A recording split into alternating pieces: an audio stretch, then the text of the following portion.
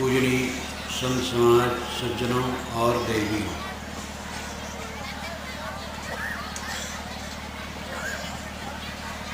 कुछ बातें होती हैं, अगर उन्हें समझ लिया जाए तो भ्रांति खत्म हो जाती है, और कुछ बातें ऐसी होती हैं कि समझने के बाद साधना करना पड़ता है। जो अंधविश्वास की बातें हैं उनको ठीक से समझ लिया जाए तो वे उड़ जाते हैं, लेकिन जो दैहिक आदत है,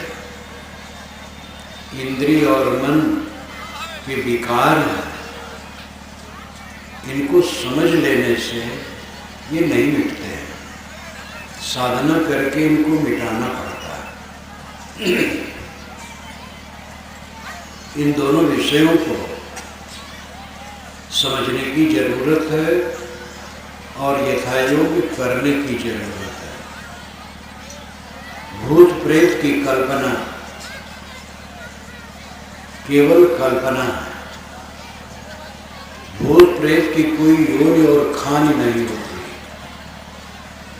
ये केवल मन की कल्पना है। और इस कल्पना में अच्छे अच्छे विद्वान उलझे, क्योंकि धर्म शास्त्रों में भी इनका वर्णन है। अथर्ववेद में भी भूत प्रेत, जादू टोना, ये सब का वर्णन है।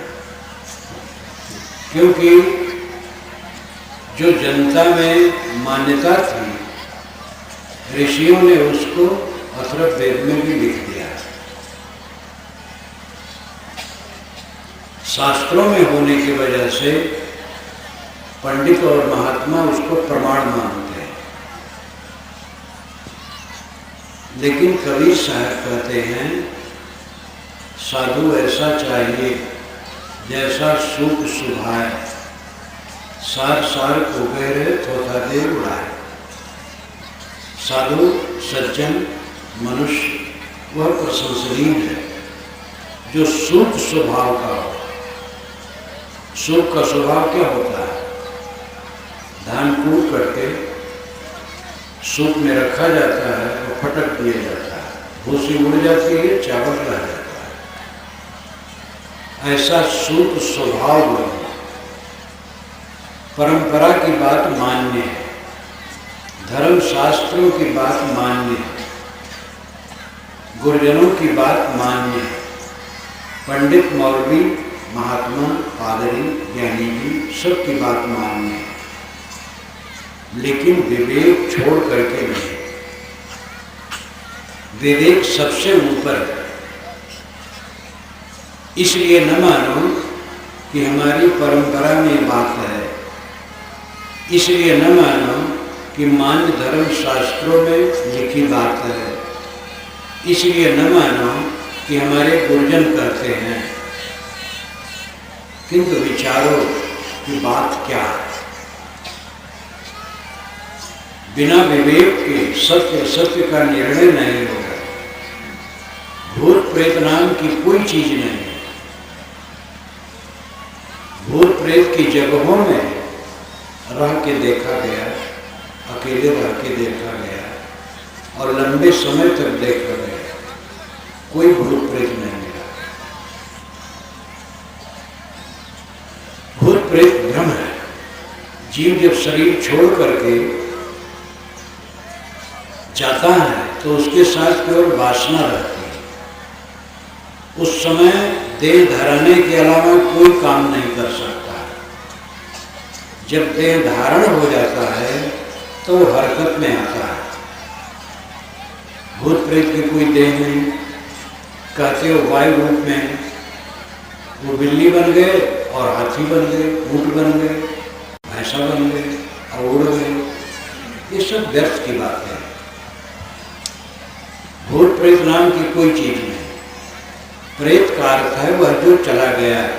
प्रेत आत्मा, गया हुआ आत्मा, शरीर छोड़ करके गया हुआ आत्मा प्रेत आत्मा कहा। इसलिए झाड़ फूक जंतर मंतर ये सब निरर्थक है। टोना लगना, नजर लगना, अंग फड़कने से हान लाख की कल्पना करना, भरे घड़े और छुछे घड़े से हान लाख की कल्पना करना, छींक से हान लाख की कल्पना करना, धोबी तेली को देख करके हान लाख की कल्पना करना, ये सब भ्रम। कोई देवी देवता आकाश में बैठा है और आपके ऊपर कूद पड़ता है, ऐसा कुछ नहीं। हमारे आपके कर्मों के अलावा हम और आपको दुख देने वाला कोई नहीं। इन बातों को ठीक से समझने की चेष्टा करनी चाहिए। प्रवचन में तो आपको निर्देश केवल किया जाता है और निर्देश के बाद आप स्वयं उस पर तत्पर हो जाए। सत्संग, सदग्रंथ, मनन चिंतन से उसको ठीक से समझने की कोशिश करें।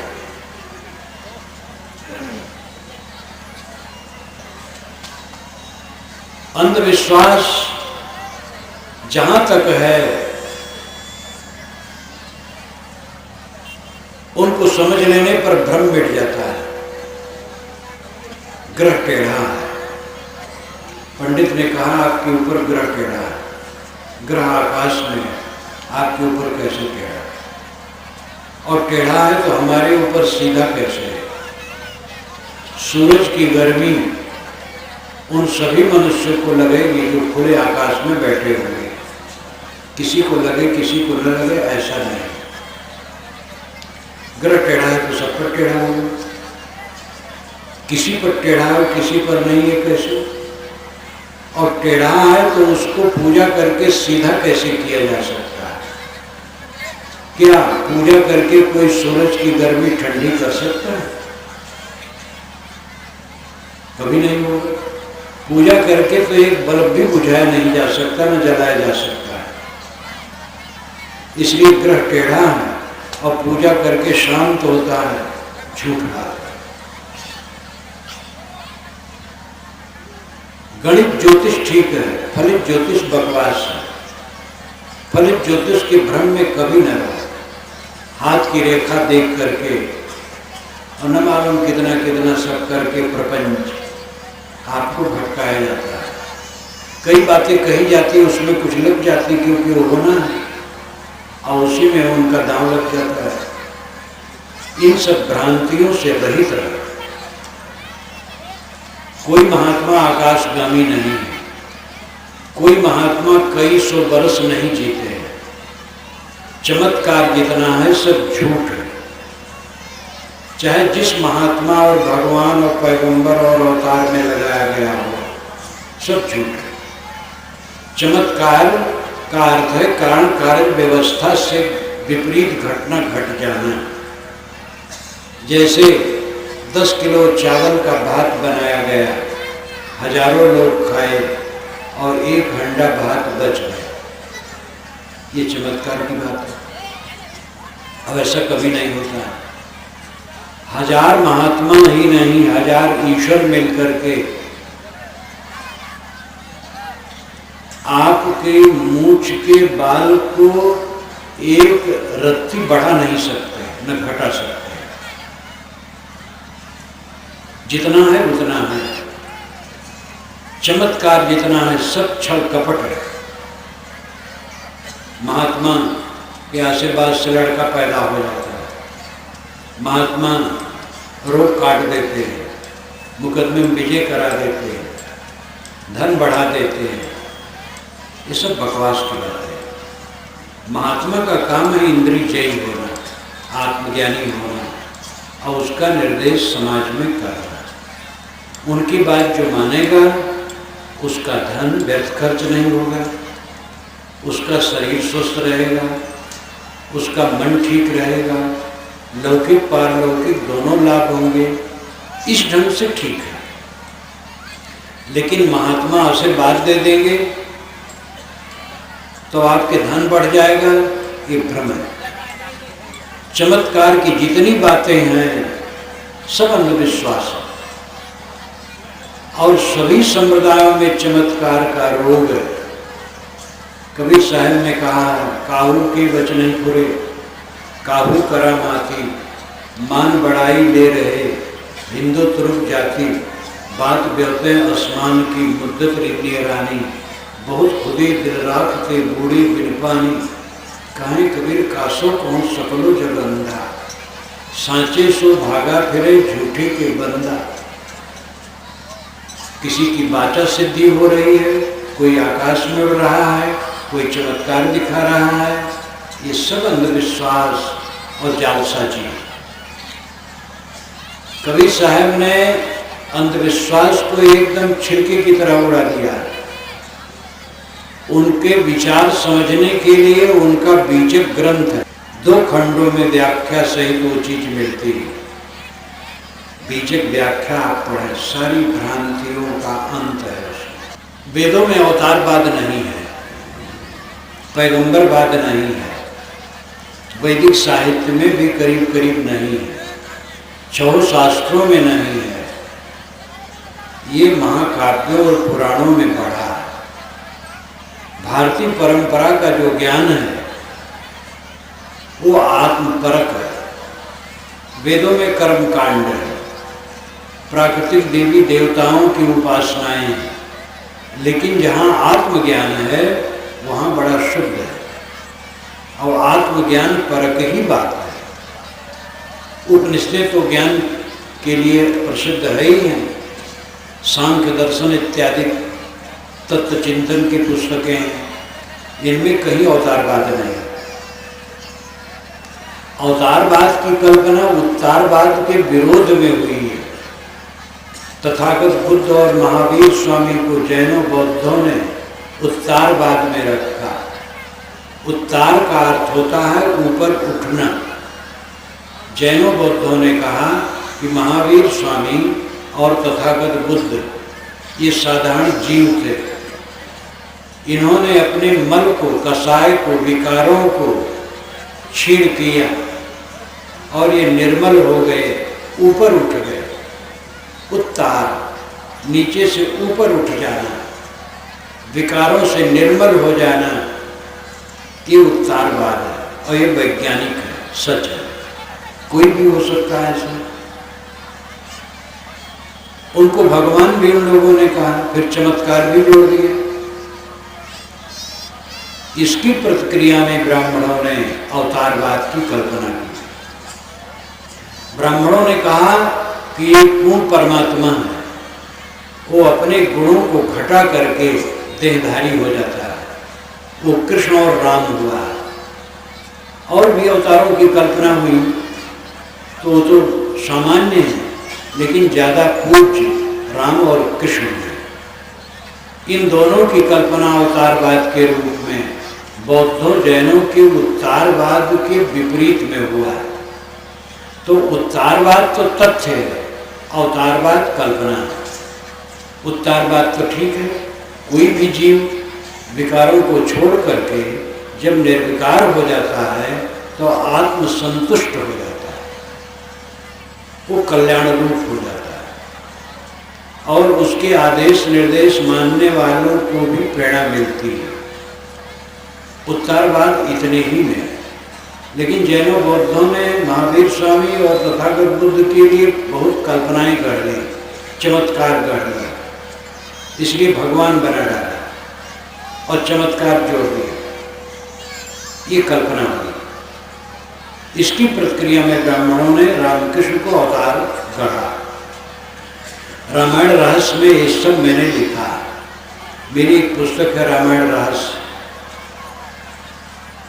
जिसमें ये बताया गया है कि राम कथा कहाँ से आरंभ हुई।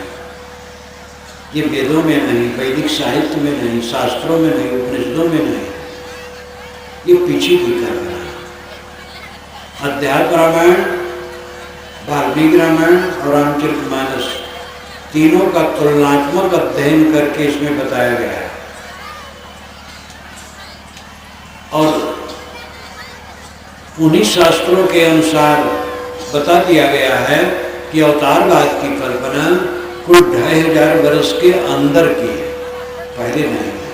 गोस्वामी जी कहते हैं वेद शास्त्रों में लिखा है, वेद शास्त्रों में कहीं अवतारवाद नहीं, राम कथा की चर्चा ही वेद शास्त्रों में नहीं है। इसको आप रामायण रहस्य में अच्छी तरह से समझ सकते हैं। वो पुस्तक यहाँ कबीर साहित्य केंद्र में मिलेगी।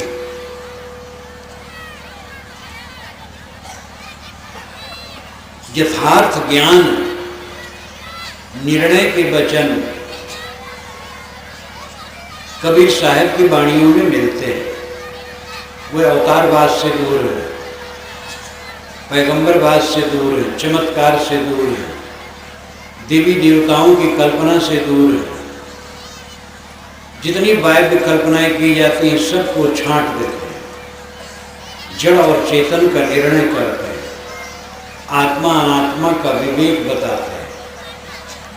जिसको आप पाना चाहते हैं वो आपके अंदर है।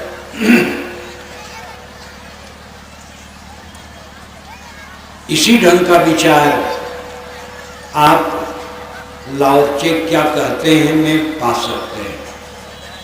जब हमारे यहाँ बुद्ध और महावीर ये दोनों महापुरुष तप और साधना कर रहे थे, उपदेश कर रहे थे, उसी समय में चीन में लाओ त्से नाम के संत अपने विचार कह रहे थे।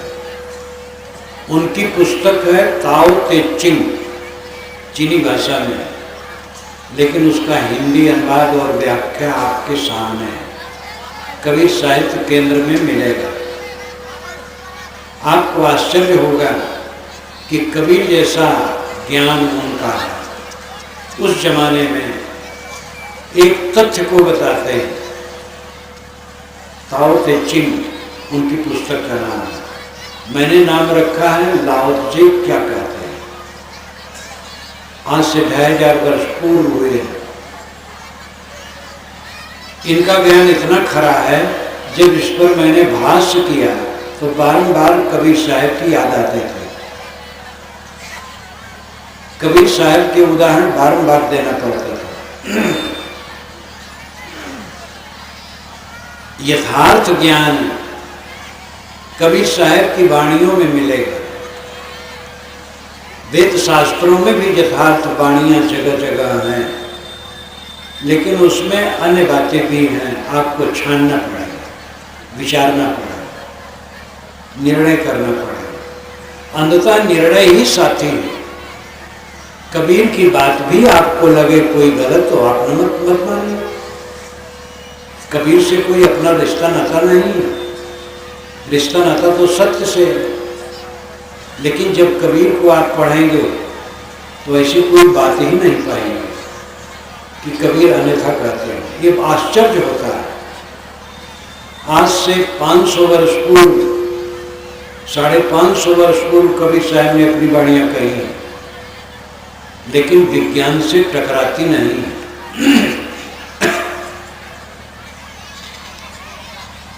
जड़ चेतन का निर्णय और सभी विषयों में निर्णय पंचग्रंथि में आप पाएंगे।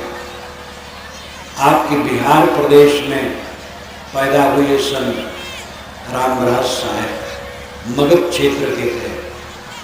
आज से 200 वर्ष पूर्व के वो संत हैं। उनकी महान पुस्तक पंचग्रंथि, जो टीका सहित कबीर साहित्य केंद्र में उपलब्ध है, आप उसको देखें, सारी भ्रांतियों का निराकरण है। इतना बहुसंदर्भी ग्रंथ कबीर पंथ में नहीं है। एक बार मैं काशी कबीर चौरा में बैठा था। श्री राम विलास साहब उस समय गद्दी नसीम थे। उन्होंने मुझसे कहा कि कबीर पंथ में पंचग्रंथि के समान बहुसंदर्भी ग्रंथ कोई है? मैंने कहा साहब नहीं। रामराज साहब को हम परम पारखी कहते हैं। उनकी पंचग्रंथि बीजक की प्रथम भावात्मक टीका मानी जाती है। जैसे वेदों को समझने के लिए आज से 2800 वर्ष पूर्व निरुक्त है यास्क मुनि का। उसको पढ़ करके वेदों को समझना सरल होता है। इसी प्रकार राम रहस्य साहब के पंचग्रंथी को पढ़कर बीजक को समझना सरल होता है। और वो पंचग्रंथी आपके बिहार की जमीन से पैदा हुए। राम रहस्य साहब मगध क्षेत्र के थे। उनकी मैंने थोड़ी सी हिस्ट्री भी उसमें दी है। निर्णय वाणी का आदर करो। उन्होंने कहा निर्णय वाणी गुरुमुख हुई। निर्णय वाणी ही गुरुमुख है। खाली गुरु नामधारी के मुख से निकलने से कोई निर्णय वाणी नहीं है, क्योंकि असली गुरु के कोई सिंह पूछ नहीं लगे कि आप पहचान लो। असली गुरु कौन है? जो निर्णय कहता हो और पवित्र आचरण से रहता हो। अंधविश्वास की जितनी बातें हैं इनको आप ठीक से समझ लीजिए तो इनकी भ्रांति उड़ जाएगी। इनके लिए साधना नहीं करना पड़ेगा। मैं स्वयं अंधविश्वास में था। मेरा जन्म कबीर पंथ में नहीं है। 18 वर्ष की उम्र में मुझे कबीर पंथ का ज्ञान हुआ है और 3 महीने में बीजक पढ़ करके और पारक सिद्धांत के ग्रंथ पढ़ करके मुझे निर्भ्रांत बोध हुआ। उसके पहले मैं भूत प्रेत जादू टोना जंतर मंतर जात पात पांच वर्ण व्यवस्था और इस सब प्रपंच मानता था। 3 महीने में हमारा सारा भ्रम हो गया और उसके लिए साधना नहीं करना पड़ा, अपने आप भ्रम कट गया। दूसरा पक्ष है दैहिक। देह, इंद्रियां, मन, 5 विषय, काम क्रोध लोभ मोह, उसी में पनपे आत्मा परमात्मा और अंतिम कल्याण अवस्था, ये सब समझने की जरूरत है। आत्मा से अलग कहीं परमात्मा नहीं। दुनिया में अनेक मत हैं, लेकिन उन सभी मतों को हम 2 वर्ग में बांट सकते हैं, विश्वासवाद और विवेकवाद। विश्वासवाद कहता है कि आत्मा से परमात्मा अलग है। विवेकवाद कहता है कि आत्मा ही परमात्मा है। कबीर साहब का मार्ग विवेक का, आत्मा ही परमात्मा है। आत्मा से अलग परमात्मा की जो कल्पना है वो केवल कल्पना है। परमात्मा आत्मा ही है। जब ये परम हो गया, गुणातीत हो गया, तब ये परमात्मा। प्रेत आत्मा, दुष्ट आत्मा, शुद्ध आत्मा, महात्मा, परमात्मा, इन सारे शब्दों में आत्मा ही मूल है। प्रेत आत्मा का अर्थ है गया हुआ आत्मा। दुष्ट आत्मा का अर्थ है अशुद्ध स्वभाव का आत्मा। शुद्ध आत्मा का अर्थ है शुद्ध स्वभाव का आत्मा। महात्मा का अर्थ है इंद्रिय जित आत्मा। परमात्मा का अर्थ है गुणातीत आत्मा, जिसकी सारी ग्रंथियां कट गई, जिसका मोह क्षीण हो गया।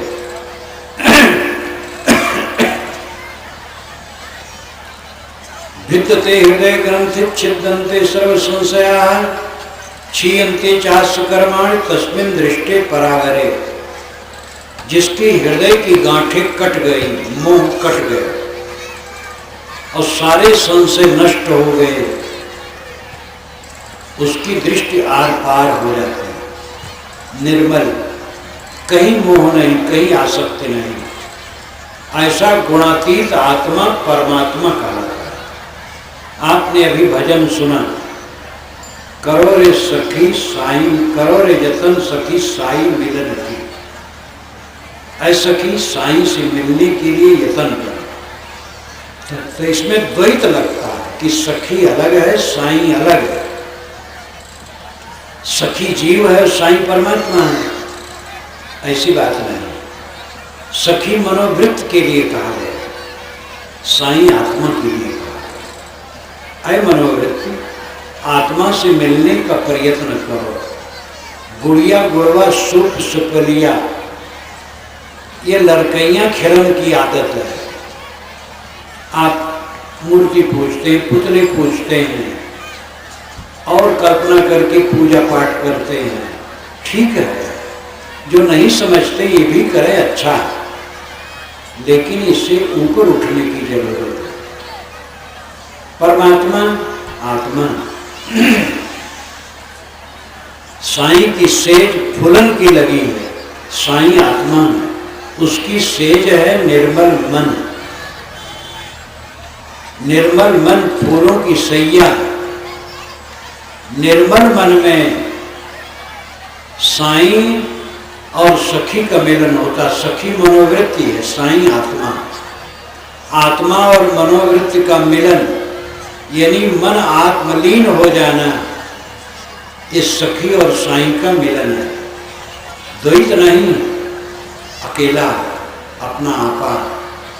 कहने में द्वैत लगता है। परमात्मा की प्राप्ति, मोक्ष की प्राप्ति कहा जाता है तो लगता परमात्मा अलग है, मोक्ष अलग है, वो मिलता है। ऐसा कुछ नहीं। आत्मा परमात्मा और आत्मा का स्वभाव ही मुक्त है। वो अज्ञान बस बधा है। उसी अज्ञान को काट देने के बाद वो मुक्त है। मुक्ति मिलती नहीं है। जैसे 10 रस्सियों से हम बंधे, एक एक रस्सी काट दिए, बंधन कट गए, और उसमें मिलना क्या है? मैं मुक्त हूँ, रस्सियाँ कट गई, मैं मुक्त हूँ। लेकिन इसमें कहा जाता है मुक्ति मिल गई। मिली मिली कुछ नहीं। रस्सियाँ ऊपर की थी, कट गई, और मैं ज्यों कहते हूँ। आत्मा का बोध हो गया। प्रत्यक्ष, परोक्ष, अपरोक्ष, ये 3 बातें हैं, ध्यान दीजिए।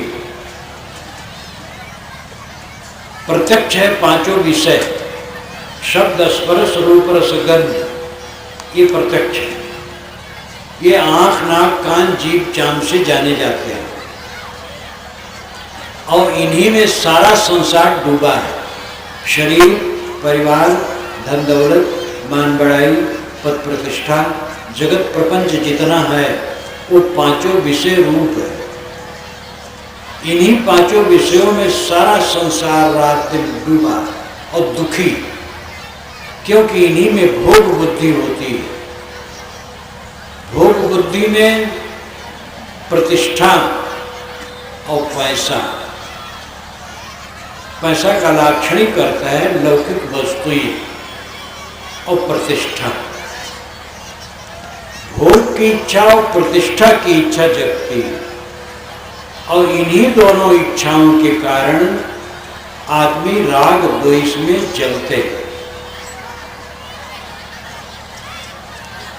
तो प्रत्यक्ष जगत में सारा संसार डूबा है और काम, क्रोध, लोभ, मोह का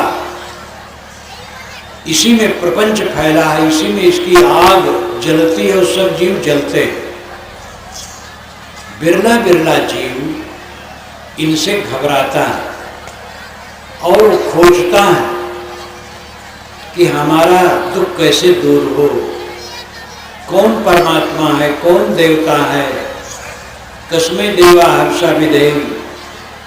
कौन देवता है जिसके लिए मैं उपासना करूं और हमारा दुख दूर करे? तो परोक्ष में कुछ खोजता है। परोक्ष कहते हैं मन की अवधारणाएं।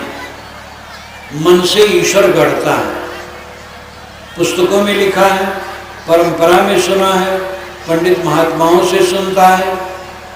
तो ऐसे परमात्मा की वो कल्पना करता है, 4 हाथ वाला, 8 हाथ वाला, 10 हाथ वाला, निराकार, साकार, निकट, दूर, किसी लोक में देवी देवता की कल्पना करता है।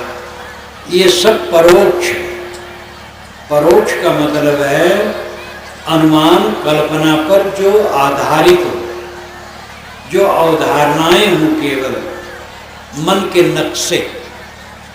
प्रत्यक्ष तो इंद्रियों से जाना जाता है, आँख से, नाक से, कान से, जीभ से, चांद से पांचों विषय जाना जाता है, और इसी पांचों विषय में सब जीव डूबे और इसी में राग द्वेष में जलते। कोई कोई सुख जीव इससे उपराम होते हैं, तो परोक्ष में खोजते हैं, उपभोगों को छोड़ते हैं, राग द्वेष घटाते हैं, माया मोह कम करते हैं, देवता और परमात्मा की उपासना में लग जाते हैं। तो उनके मन में थोड़ा थोड़ा संतोष होता है, लेकिन दुख दूर नहीं होता। सारे देवता आपके मन के बनाए हैं और सारे ईश्वर आपके मन के गढ़े। आपने सुना है, पढ़ा है, कल्पना की है, वैसा नक्शा बनाया है। जब ये मन का नक्शा भी समाप्त हो जाता है, सारी अवधारणाएं, सारी कल्पनाएं समाप्त हो जाती हैं, तब स्वयं आत्मा शेष रहता है। वहां इंद्रियों का विषय नहीं और मन का भी विषय नहीं। इंद्रियों से जगत प्रतीत होता है और मन से कल्पनाएं प्रतिबिंबित होती हैं। जब इंद्रियां शांत हो गई और मन भी शांत हो गया, सारी कल्पनाएं शांत हो गई, तो अपने आपको मैं कहूं कि ध्यान करो,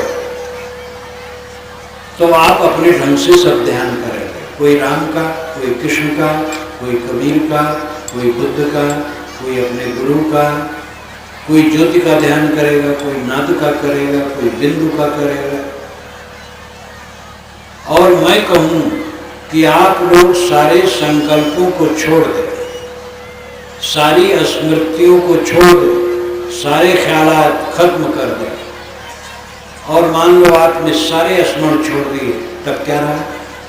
न वहाँ राम रहे, न कृष्ण रहे, न कबीर रहे, न बुद्ध रहे, न ज्योति रही, न नाद रहा, न निराकार ईश्वर रहा, न साकार ईश्वर रहा। मन में सारी कल्पनाएं प्रतिबिंबित होती हैं। जहाँ मन शांत हुआ वहाँ निर्विकल्प अवस्था आ गई, और जहाँ निर्विकल्प हुआ वहाँ अकेला आत्मा रह गया, शेष। शेष का मतलब बचा हुआ। जब हम किसी संख्या में भाग करते हैं तो संख्या बंटती है, और जब संख्या नहीं रह जाती है, एक रह जाता है, तब उसको शेष कहते हैं। हम अपने से सारी बातों को दूर करते जाते हैं, और सारी बातें जब दूर हो गई तब शेष रह गया। सारे संकल्प, सारे विचार दूर हो गए, तब शेष रह गया। यह शेष आत्मा, शेष नाम बचा हुआ। आप लोगों ने सुना होगा कि क्षीर सागर में शेष नाग जी लेटे और उनके सीने पर विष्णु जी लेटे। ये रूपक है। क्षीर सागर दुनिया में कहीं नहीं। दूध का समुद्र होता तो आपको बड़े सस्ते भाव में दूध की सप्लाई होती। क्षीर सागर कहीं नहीं, ये रूपक है। क्षीर सागर है निर्मल मन, और शेष है सारे संकल्पों को त्याग देने के बाद बचा हुआ आत्मा।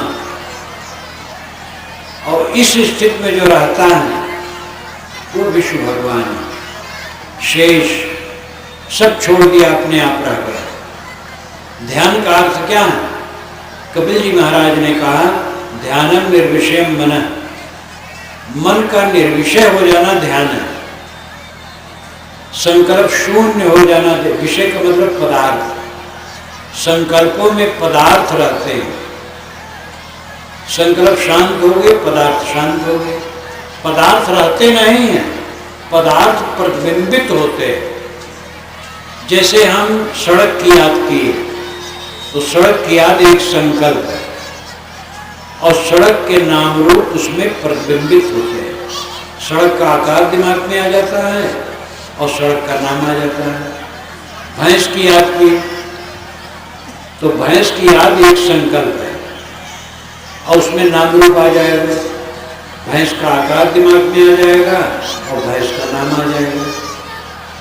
संकल्पों में नाम रूप प्रतिबिंबित होते हैं, पदार्थ प्रतिबिंबित होते हैं, और यही जगत है। जब संकल्प शांत हो गए तो पदार्थ शांत हो गए, नाम रूप शांत हो गए, तब शेष रह गया बचा हुआ बाकी। अरबी में इसको बका कहते हैं, संस्कृत में शेष, अरबी में बका। वेदांती अद्वैत कहते हैं, सांख्यवादी असंग कहते हैं, योगी और जैनी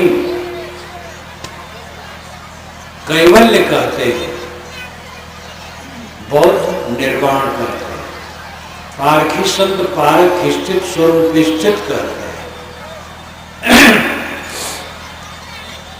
और इसी को आप परम पद कह सकते हैं। पाने की बात जहां तक है वो द्वैत है। परमात्मा मिलता है, कैसे मिलता है? आंख से देखोगे तो रूप होगा, कान से सुनोगे तो शब्द होगा, नाक से सूंघोगे तो गंध होगा, जीभ से चखोगे तो रस होगा, चांद से छूओगे तो स्पर्श होगा। ये तो पांचों विषय हो गए। परमात्मा कैसे मिलता है? पांच ज्ञानेंद्रिय के अलावा कोई इंद्रिय नहीं जिससे आपको परमात्मा प्राप्त हो।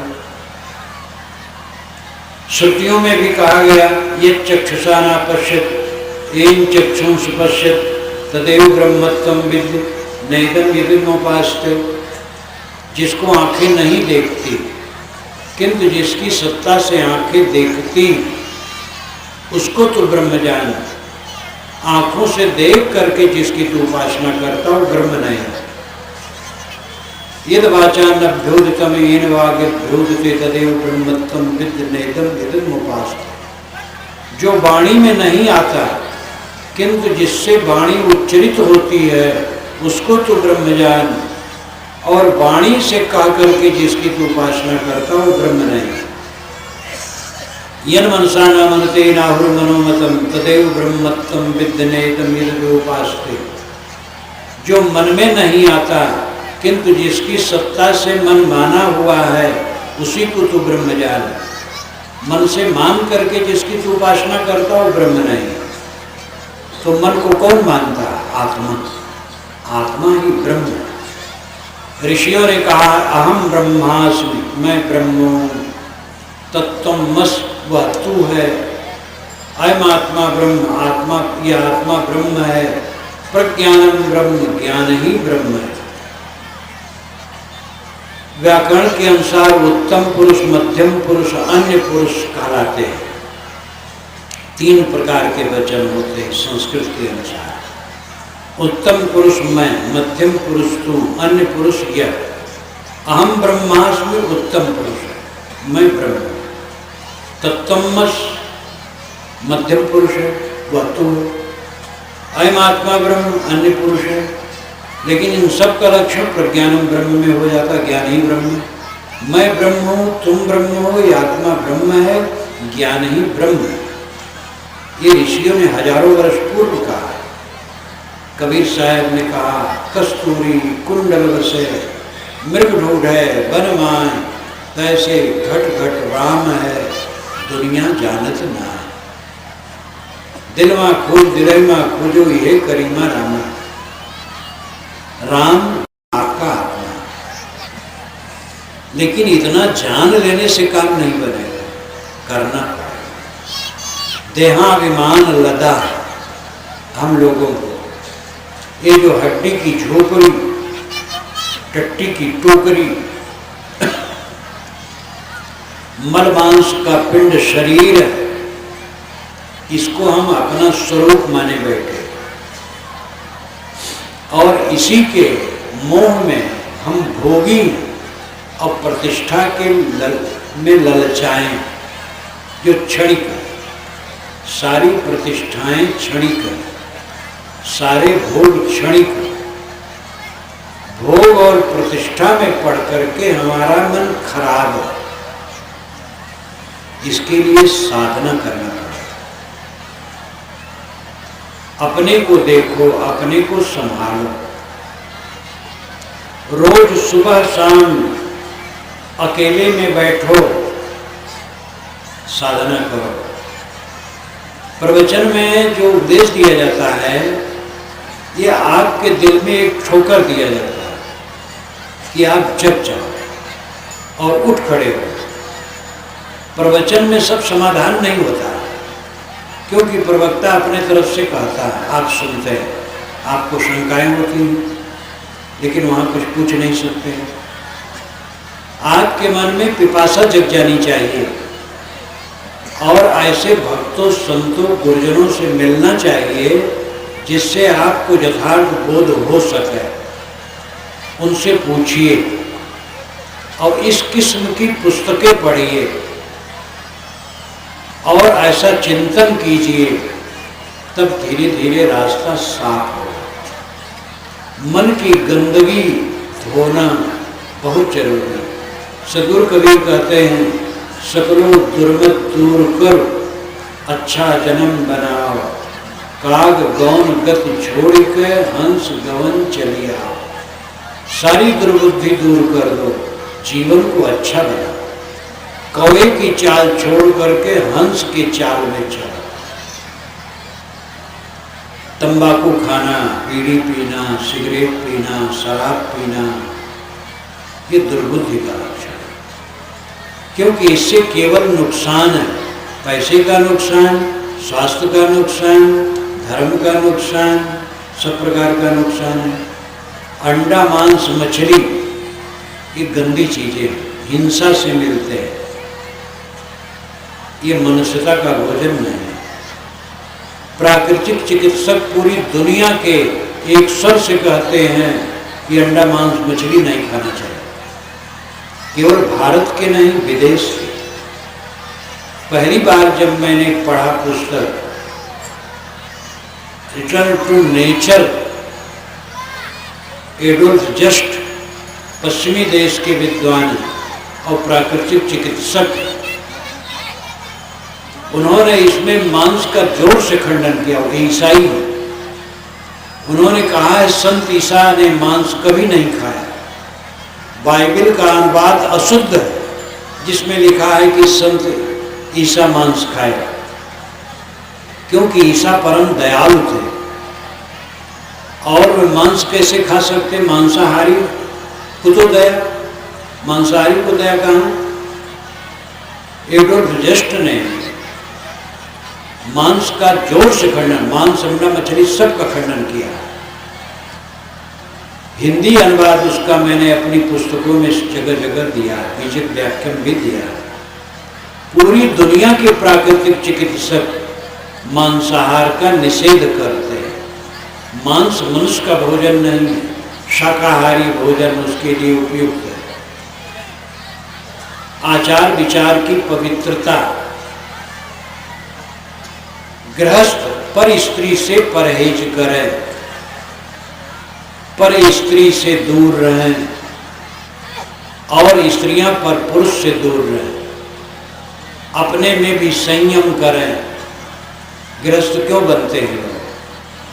क्योंकि उनकी हिम्मत नहीं है कि जीवन भर हम ब्रह्मचारी रह पाएंगे। गृहस्थ हो गए, शादी कर लिए, तो जिसके लिए आकर्षण था उसको तो जान गए। उसमें क्या रखा?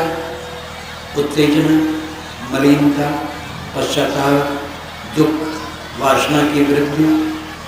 अब समझो, सावधान हो जाओ।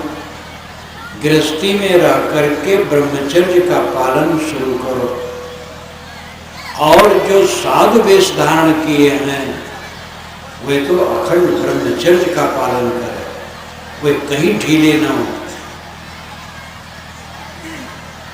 ब्रह्मचर्य जीवन, मैंने, मेरी पुस्तक है, 11 अध्याय हैं। उसमें गार्हस्थ ब्रह्मचर्य, नारी ब्रह्मचर्य के लिए, बालकों के लिए, सबके लिए संदर्भ दिया गया है। ब्रह्मचर्य जीवन में बहुत जरूरी है। भोगों पर संयम, भोगों का त्याग, जो जीवन गुजर के लिए आवश्यक है उसको खाना पीना। मिर्च मसाले भोजन में कम खाओ, न खाओ, नमक हल्का खाओ, सादा भोजन करो और संतुलित भोजन करो। सदैव सादा और संतुलित भोजन होना चाहिए, हल्का भोजन। पेट भर के कभी न खाओ। सुखी रहना चाहो तो कम खाओ और कम खाओ। कम खाने से मन तन ठीक रहेगा और कम खाने से मन ठीक रहेगा। पत्नी कट कह दे सह, बच्चा कट कह दे सह, शिष्य कट कह दे सह, इसमें कोई तौहीन नहीं है। कट निकल जाता है। अपने प्यारे लोग भी कट कह देते, भूल हो जाती है, क्षमा करो। स्वयं कट न करो। आपके मुंह से जहर नहीं निकलना चाहिए, अमृत निकलना चाहिए। घरों घरों में कलह क्यों है? कटु वचन का प्रवाह। कितने घर हैं जिनमें सप्ताह में एक बार भी मीठा वचन नहीं निकलता है? कटु वचन। या तो बोलेंगे नहीं या तो कट बोलेंगे। ये अंदर का जहर। सबके अंदर में जहर और अमृत है। तो अमृत तो दबा रहता है और जहर उभरा रहता है। कट बोलना, व्यंग बोलना, कुतरक करना, बुराई करना, चुगली करना, निंदा करना, किसी के गुणों को घटा के आंकना, दोषों को बढ़ा के आंकना, ये जहर लोगों में है। सबके अंदर से जहर निकलता है। दूसरे के जहर को सह लो और अपने जहर को मारो। स्वयं कट न करो, स्वयं किसी की निंदा न करो, स्वयं चुगली न करो, स्वयं दूसरे के दोषों को बढ़ा के रखो, घटा के रखो। सद्गुणों का आदर करो, प्रेम से बोलो, विनम्र होके बोलो। ये रहनी पाए बिना कोई चित्त, किसी का चित्त निर्मल नहीं हो सकता। निर्मल मन हुए बिना आत्मस्थित नहीं मिल सकते। मन ही गड़बड़ है। आत्मा परमात्मा का बड़ा लच्छेदार ज्ञान भाषण में कह दिया गया, सुन लिया गया, लेकिन अगर चित्त निर्मल नहीं है, कोमल नहीं है, तो ये दशा कैसे मिलेगी?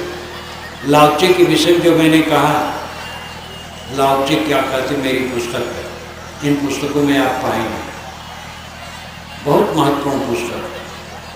उन्होंने कहा है कि पानी सबसे कोमल होता है, लेकिन पत्थर को भी तोड़ देता है, और सबसे नीचे और ऐसी जगह जाता है जहां आप घृणा करते हैं, नाली में चला जाता है, गंदी गंदी जगहों में चला जाता है, और सबको पोषण देता है। पानी की तरह करो, क्षमा करो, स्वयं कट न करो। आपके मुंह से जहर नहीं निकलना चाहिए, अमृत निकलना चाहिए। घरों घरों में कलह क्यों है? कटु वचन का प्रवाह। कितने घर हैं जिनमें सप्ताह में एक बार भी मीठा वचन नहीं निकलता है? कटु वचन। या तो बोलेंगे नहीं या तो कट बोलेंगे। ये अंदर का जहर। सबके अंदर में जहर और अमृत है। तो अमृत तो दबा रहता है और जहर उभरा रहता है। कट बोलना, व्यंग बोलना, कुतरक करना, बुराई करना, चुगली करना, निंदा करना, किसी के गुणों को घटा के आंकना, दोषों को बढ़ा के आंकना, ये जहर लोगों में है। सबके अंदर से जहर निकलता है। दूसरे के जहर को सह लो और अपने जहर को मारो।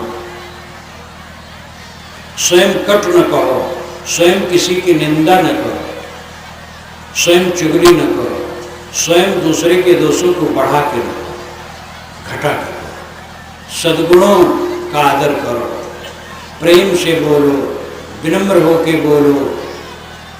ये रहनी पाए बिना कोई चित्त, किसी का चित्त निर्मल नहीं हो सकता। निर्मल मन हुए बिना आत्मस्थित नहीं मिल सकती। मन ही गड़बड़ है। आत्मा परमात्मा का बड़ा लच्छेदार ज्ञान भाषण में कह दिया गया, सुन लिया गया, लेकिन अगर चित्त निर्मल नहीं है, कोमल नहीं है, तो ये दशा कैसे मिलेगी? लाओचे के विषय जो मैंने कहा, लाओचे क्या कहते मेरी पुस्तक है, इन पुस्तकों में आप पाएंगे, बहुत महत्वपूर्ण पुस्तक। उन्होंने कहा है कि पानी सबसे कोमल होता है, लेकिन पत्थर को भी तोड़ देता है, और सबसे नीचे अब ऐसी जगह जाता है जहां आप घृणा करते हैं, नाली में चला जाता है, गंदी गंदी जगहों में चला जाता है, और सबको पोषण देता है। पानी की तरह करो, कोमल, सबसे पीछे और नीचे, और सबको पोषण दो। विनम्र बनो, सबते लघुता भली, लघुता ते सब हो, जस द्वितीया को चंद्रमा शीश नवे सब को। विनम्रता सबसे अच्छी चीज है। द्वितीया के चंद्रमा को लोग सिर झुकाते हैं क्योंकि वो दिनों दिन चमकता जाता है। पूर्णमासी के चंद्रमा क्या महत्व है? दिनों दिन घिसता जाता है, काला होता जाता है। ये उदाहरण देने के लिए है। पूर्णमासी चंद्रमा का अपना महत्व है, द्वितीय का अपना महत्व। खास बात है कोमल बनो। परिवार में कलह, समाज में कलह, पार्टी में कलह, संगठन में कलह, संस्था में कलह, कंपनी में कलह, तो परिवार, समाज, पार्टी, कंपनी सब टूटेगी। जीवन में संगठित होकर के उन्नति करने से सुख शांति मिलती है। भौतिक पक्ष निरादरित नहीं है। ज्ञानी से ज्ञानी को भोजन की जरूरत है, कपड़े की जरूरत है, आवास की जरूरत है, औषध की जरूरत है। इसलिए शारीरिक श्रम और सांसारिक पदार्थों की उत्पत्ति, रक्षा, उपयोग, ये कोई संत इसका खंडन नहीं करते हैं।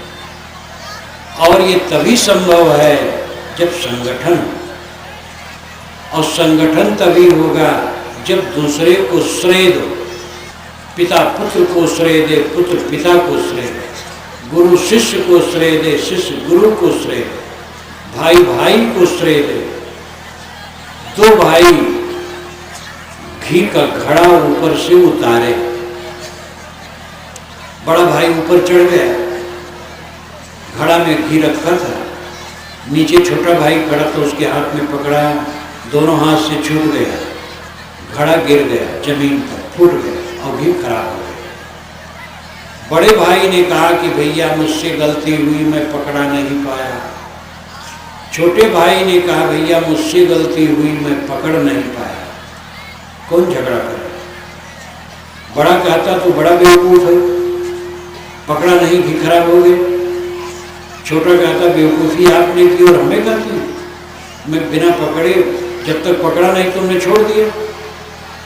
दोनों झगड़ा करते, इसमें दोनों झगड़ा नहीं कर रहे हैं। घी तो खराब हुआ, मन खराब होता है। घी का खराब होना कुछ खराब नहीं, मन का खराब होना बहुत खराब है। ये समझ लो, पति पत्नी अगर कलेश से रहते हैं तो उनका जीवन नरक है। पिता पुत्र, गुरु शिष्य, भाई भाई, गुरु भाई, पड़ोसी पड़ोसी अगर आपस में क्लेश से रहते हैं, कट वचन का प्रयोग करते हैं, विनम्रता नहीं है, मीठे वचन नहीं है, तो नरक भोग रहे। चाहे वो साधु भेष धरे हो, भगत भेष धरे हो, कुछ हो, कोई फायदा नहीं। ये भेष काम नहीं करेगा। निर्मल मन चाहिए। निर्मल मन में परमात्मा का वास। ये क्यों कहा जाता है? परमात्मा आत्मा है। जब निर्मल मन होगा तब आत्मा अपने में स्थित होगा। मन जब मैला है तो उसमें तो क्रोध रहेगा, द्वेष रहेगा, ईर्ष्या रहेगी, काम रहेगा, मोह रहेगा, छल कपट रहेगा, दूसरे के दुख को देख करके प्रसन्नता रहेगी, दूसरे के सुख को देख करके दुख रहेगा। मैले मन में यही सब रहता है। निर्मल मन में दूसरे का दुख देख करके दुख लगता है, सुख देख करके सुख लगता है। निर्मल मन में स्वरूप स्थित होती, आत्म स्थित होती, ब्राह्मी स्थित होती। ब्रह्म, आत्मा, राम, खुदा, गॉड, ये सारे शब्द आपके बनाए। राम शब्द का प्रचलन 1000 वर्षों से, उसके पहले राम शब्द का प्रचलन उपासना में नहीं था। ये मैंने रामायण रहस्य में लिखा। रामायण रहस्य पढ़ करके इसको आप जान सकते हैं। कबीर साहित्य केंद्र में वो मिलता है। 1000 वर्ष से राम नाम की महिमा फैली है, उसके पहले नहीं। पूरी वाल्मीकि रामायण में कहीं नहीं लिखा है कि राम राम जपो। आपको आश्चर्य होगा। हरि नाम जप 1500 वर्षों से, उसके पहले नहीं था। वेदों में हरि का अर्थ है अश्व, वाल्मीकि रामायण में हरि का अर्थ है वानर। हरि का अर्थ आत्मा, परमात्मा, ये 1500 वर्षों से। गॉड शब्द पूरे विश्व में प्रसिद्ध है, लेकिन ये 600-700 वर्षों से प्रचलित है। इसके पहले गॉड शब्द नहीं था। सारे शब्द मनुष्यों ने बनाया, शब्दों में न उलझे। इसलिए कबीर साहब ने कहा, भाई रे दुई जगदीश कहाँ पे आया, कौटों ने बोलाया, अल्लाह राम करीमा केसो हरि हजरत नाम धराया। दो परमात्मा कहाँ से आ गए, अल्लाह और राम करीमो केशो। ये तो नाम आपके रखे हैं। काम करना, परमात्मा खोजना नहीं है, मोक्ष खोजना नहीं है। परमात्मा आपका आत्मा, आपका अस्तित्व, आपकी चेतना। आप सब समय ज्ञान स्वरूप हैं। जागृत अवस्था में आप भावात्मक ज्ञान करते हैं, स्वप्न अवस्था में आभासात्मक ज्ञान करते हैं, सुषुप्ति अवस्था में अभावात्मक ज्ञान करते हैं। भावात्मक ज्ञान का अर्थ है सत्ता का ज्ञान। जैसे कौशलपुर में ये कार्यक्रम हो रहा है और सभी लोग हम महसूस करते हैं, ये भावात्मक ज्ञान, सत्ता का ज्ञान। लेकिन अभी हम सो जाए तो सबके सपने अलग अलग होंगे। सपने में जो कुछ दिखाई देगा वो भाव नहीं, सत्ता नहीं होगी, आभास है।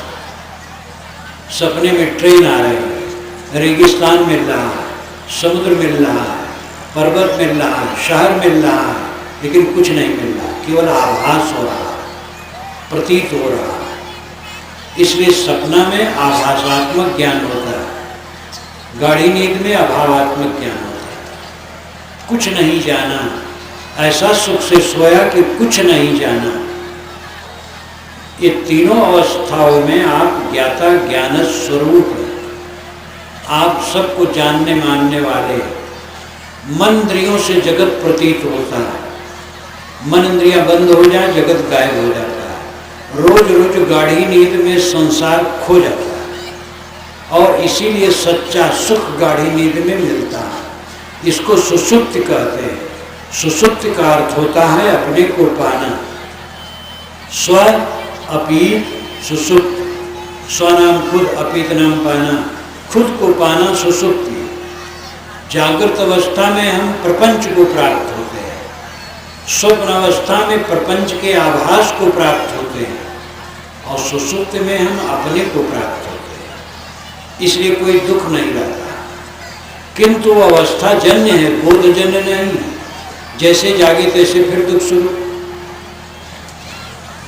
लेकिन जो जागते जागते सुषुप्त है, खाता है, देखता है, सुनता है, जानता है, काम करता है, हंसता है, बोलता है, लेकिन सुषुप्त है, आत्मलीन है, अपने को प्राप्त है, वो सब समय सुखी है। उसके मन में मल नहीं होता। अगर मन में मल है तो ये अवस्था नहीं है। राग द्वेष जिसके चित्त में है उस स्वरूप स्थित को नहीं पा सकता, आत्मस्थित आत्मलीनता को नहीं पा सकता। आत्मलीनता, ब्रह्मलीनता, खुद सिनासी, बका, हकमीनी, दीदार, अद्वैत स्थित, पारक स्थित, ये अलग अलग नहीं है। स्वरूप स्थित ही परम स्थित है। स्वरूप स्थित, स्वनाम खुद, रूप नाम पदार्थ, स्थित नाम ठहरना, अपने पदार्थ में रुक जाना। आपका पदार्थ आत्मा, अपने आत्मा में रुक गए।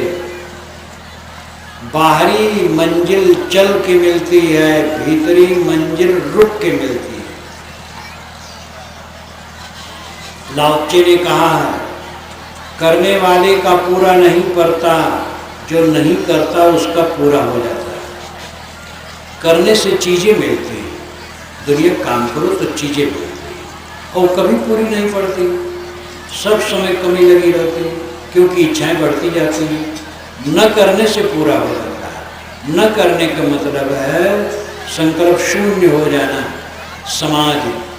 समाधि में परम शांति मिलती है। दुनिया की चीज़ों के लिए काम करना ठीक है, लेकिन इच्छा के बसी न हो। इच्छाओं पर कंट्रोल करो। जो अपने पास है वो बहुत है, मकान, जमीन, खाने पीने की चीज़ें, कपड़े लत्ते, वाहन, परिवार, जो कुछ अपने पास है बहुत है। झोपड़ी है तो राजमहल है, नमक रोटी है तो सब व्यंजन है। जो प्राप्त में संतुष्ट है वही आत्मलीनता का काम कर सकता है। तृष्णा वाला कभी आत्मलीनता का काम नहीं कर सकता। मैंने कहा था कि अंधविश्वासों की बातों को जान जाओ ठीक से तो उड़ जाते, उनके लिए साधना नहीं करना।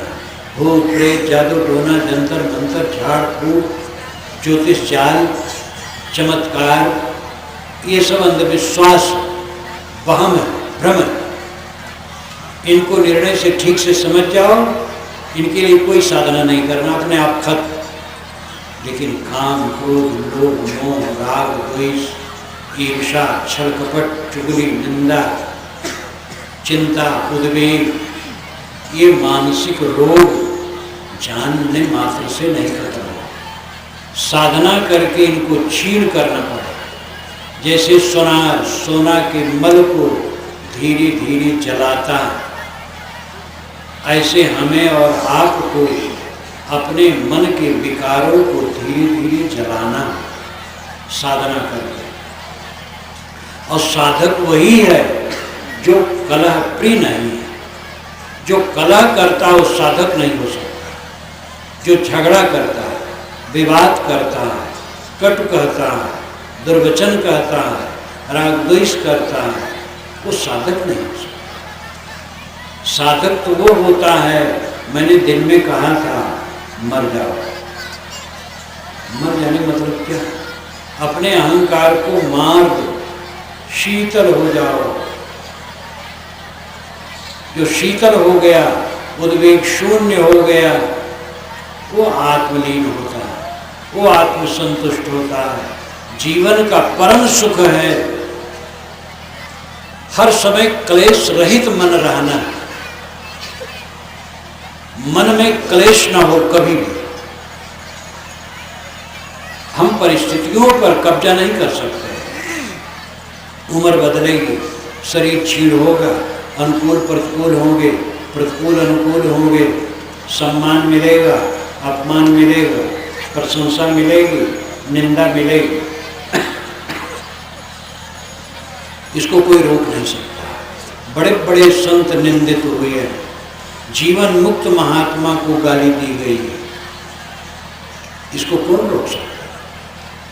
लेकिन हम सब समय प्रसन्न रह सकते हैं, ये हमारा अधिकार है। चाहे जो प्रसन्न रहे, कोई गाली दे हम प्रसन्न रहें, कोई निंदा करे हम प्रसन्न रहें, कोई प्रशंसा करे उसमें भी हम नहीं डूबे, प्रसन्न रहें। अपने मन को प्रसन्न तभी रखा जा सकता है जब मन का मैल दूर हो जाए। और मन के मैल को दूर करने के लिए रोज रोज अकेले में बैठो, जो महर्मी संत भक्त गुरुजन हैं उनसे सीखो, ऐसे ज्ञान के ग्रंथ को पढ़ो, अकेले में बैठो, चिंतन करो और देखो काम की लोलुपता घटी कि नहीं, क्रोध का उद्वेग घटा कि नहीं, कटु वचन घटा कि नहीं, सहनशीलता बढ़ी कि नहीं। पूरी सहनशीलता जीवन मुक्ति, पूरा सहनशील हो जाए, सबके घात प्रतिघात को सह करके निर्मल मन से जो जीता है वही परमानंद को प्राप्त करता है। और इसके लिए साधना करना पड़ेगा, ये जान लेने मात्र से नहीं। अंधविश्वास को जान लें और वो उड़ जाए, लेकिन विषय आसक्ति, रागद्वेष, इसके लिए साधना करना है। और ये समझें कि परमात्मा ब्रह्म मोक्ष कहीं आपसे बाहर नहीं, आपका आत्मा परमात्मा, आपका आत्मा मुक्त स्वरूप ही है। ऊपर से राग द्वेष बना करके हम लोग बंधन ओढ़े, उसको उतार फेंकें, बस सदैव कृतार्थ है। इसके लिए सत्संग सदग्रंथ का आधार लें, सेवा भक्ति में लगे, साधना में लगे। इन्हीं शुभकामनाओं के साथ मैं अपनी वाणी को विराम देता हूँ।